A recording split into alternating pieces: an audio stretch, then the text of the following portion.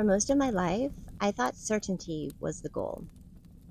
The stronger your faith, the fewer questions you would have, the fewer doubts, the fewer gray areas, the more confident you would become. It all sounded so admirable, so mature, so spiritual. But lately, I've begun to wonder if certainty and wisdom aren't the same thing at all. I also realized something I had just quietly assumed for years, that ancient stories must be wiser simply because they're, well, ancient. As though people thousands of years ago somehow understood reality more clearly than we do. But is that actually true? Ancient doesn't automatically mean wiser. It means earlier. Earlier in humanity's long attempt to make sense of the world. Today, we understand things about astronomy, psychology, medicine, biology, and the human brain that would have been unimaginable to most ancient cultures. They weren't foolish, they were doing exactly what humans have always done, trying to explain a mysterious world with the knowledge they had. Sometimes they discovered profound wisdom, but sometimes they filled the gaps with stories, symbolism, or superstition. And honestly, we still do that. Every generation inherits beautiful insights. Every generation also inherits blind spots. We inherit both. So did they. And perhaps the invitation isn't to treat the past as perfect or the present as superior. Maybe it's to become humble enough to keep learning. The more I learn about church history, the more human it becomes. I had always imagined like one clear line, one perfect unfolding. Instead, I found councils, disagreements, political influence, communities wrestling over difficult questions, people sincerely trying to discern truth, sometimes with humility, but sometimes with a lot of fear, sometimes protecting what they genuinely believed, but sometimes protecting power. Human beings are rarely motivated by just one thing. History is messier. One thing especially has surprised me. I realize how often certainty and power seem to become close friends, because certainty doesn't like competition.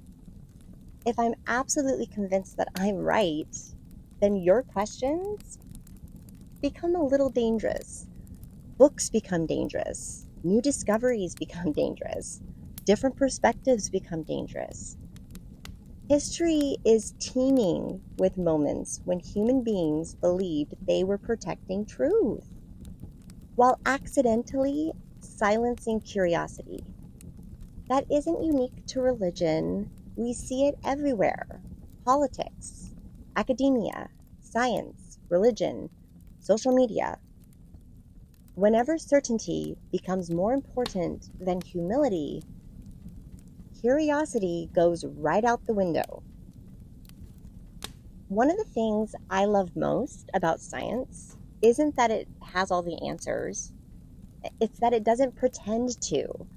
Real science has this remarkable ability to say, here's what we know today. Here's what we're still investigating.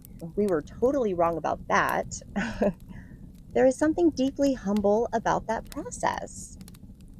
Science isn't weak because it changes.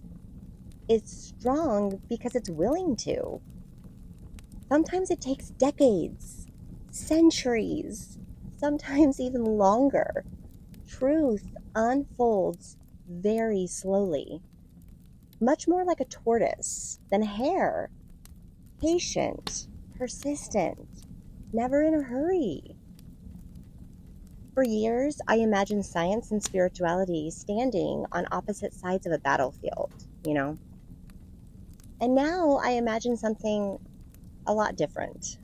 Two siblings, sitting around the same campfire, one asking how, the other asking why, one measuring, the other imagining, one observing, and the other contemplating, both asking beautiful questions, both capable of becoming arrogant, both capable of becoming deeply humble. Maybe they were never enemies after all. Maybe they simply speak different dialects of curiosity. The more that I experience life, the more suspicious I am of anyone who seems absolutely certain. Not because certainty is always wrong, but because reality is astonishingly complex. The people I trust most these days aren't the ones who have an answer for everything. They're the ones who can look me in the eye and say, I don't know. Not as an admission of failure, as an invitation to keep learning together. And before you head down the trail, maybe growing up isn't collecting better answers. Maybe it's learning how to ask better questions. Maybe wisdom isn't reaching a place where nothing surprises us anymore. Maybe wisdom is remaining teachable, curious, open, grounded enough to change our minds when reality asks us to. May we never become so certain that we stop listening. May we never become so afraid of being wrong that we stop learning. And may we always remember, wonder is not the opposite of wisdom. It may be where wisdom begins. Until next time, keep wondering.